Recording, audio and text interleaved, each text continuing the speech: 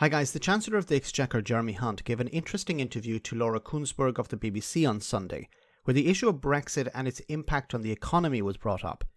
Now, the journalist's line of questioning was a bit sloppy, and she added the typical "people voted for it" bit.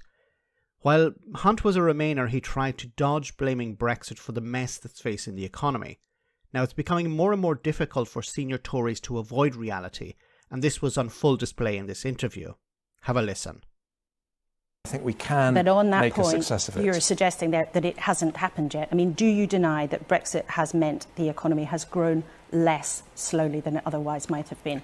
Well, what I don't accept is the premise that Brexit will make us poorer. I think it has that an was opportunity. my question, Chancellor. Yeah. It was at this stage, we're the only major economy that has made it harder for businesses to trade with our nearest trading partner. Barriers were introduced. Now, I'm not saying it was the right thing or the wrong thing. It's what people decided. But as an economy, we made it harder for many businesses to trade, to do business. Do you deny that's had a cost? I don't deny there are costs to a decision like Brexit, but there. Okay, at the beginning he said, I don't accept the premise of the question, a bit like Liz Truss, that Brexit would make us poorer. And now he's admitting that there are costs. Now, if there are costs, well, there should be something on the other side of the scale that would outbalance the cost. So on the one side, you have ending of freedom of movement, which has made it extremely difficult for businesses to get access to the staff they need. We have a forecast of a 4% drop in GDP. We have barriers to trade. So on that side of the scale, you have a disaster. On the other side, there must be some wonderful opportunities. Well, I'd like to hear them because there was a minister hired to find these opportunities, Jacob Rees-Mogg, and he came up with nothing. So what are these opportunities? What's on the other side of the scale? There are also opportunities, and you have to see it in the round. And I think what happened with Brexit we is made the because most of those opportunities yet, though? Since then, we had literally within months of formally leaving the EU, we had a once-in-a-century pandemic, which has meant that... Notice he was asked, what are the opportunities? And he replied with, there was a pandemic.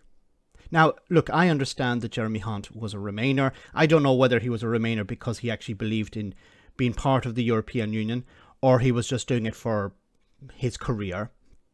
But I think he understands that Brexit has been a disaster, but he's in a box where he can't... He's been put in a box by his party. The party have invested so much in this project that they can't admit that they've failed. They can't turn around now and say Brexit was a disaster, Brexit was a mistake, because they have invested everything in it. So you have Remainers in the Conservative Party, even the Chancellor himself, who can't admit this. He knows that it's a disaster. He knows the damage it's doing to trade and to the economy.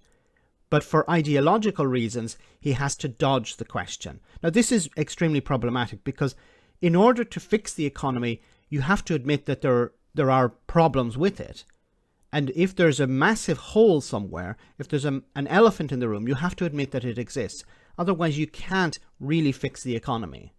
The process of outlining what the opportunities are has taken longer. But I think we need to do that now because we've decided to do it. And we need. But the opportunities are not dependent on the pandemic. You should be able to list out these opportunities. You say, this is, yes, the pandemic has had an impact on the economy. But the pandemic and Brexit are two separate things. We can see how other G7 countries have come out of, since the pandemic, their GDP has increased. The UK is the only member of the G7 that has not happened. Why? Because it's the only member of the G7 that inflicted barriers to trade upon itself. We need to make it a success. But do you think that's part of why we are behind compared to some other economies? I don't think that's the biggest issue. I think it's much more to do with, I think it's much more to do with other factors in the labour market that I want to think about. But now, notice here, he didn't say Brexit is not having an impact. He's trying to deflect. Because he's trying to be honest at the same time, a little bit honest, not completely honest, but he's trying to be a little bit honest and say, look, we can't say that Brexit is not having an impact. I can't come out and say Brexit has been a disaster because I'd lose my job overnight. But this dancing around, this tap dance of let's not talk about Brexit, let's not mention the B word, let's try and ignore its impact, just makes the problem much more difficult to resolve. You need to admit, yes, there has been this disaster. Now what we need to do is we need to fix it. How do we fix it? Well, it depends on what the Chancellor is willing to do. It depends on what the Conservative Party are willing to do. But first you have to admit there is an actual problem, and they're not doing that. They're sort of tap dancing around it. Now, of course, there are members of the Conservative Party who think Brexit has been a massive success. I've yet to hear what that success is, but it's been a massive success. Once again, you can't fix a problem unless you admit that there is a problem. Let me know in the comment section, guys, what you think about all of this. As always, your comments are greatly appreciated. Thanks a lot.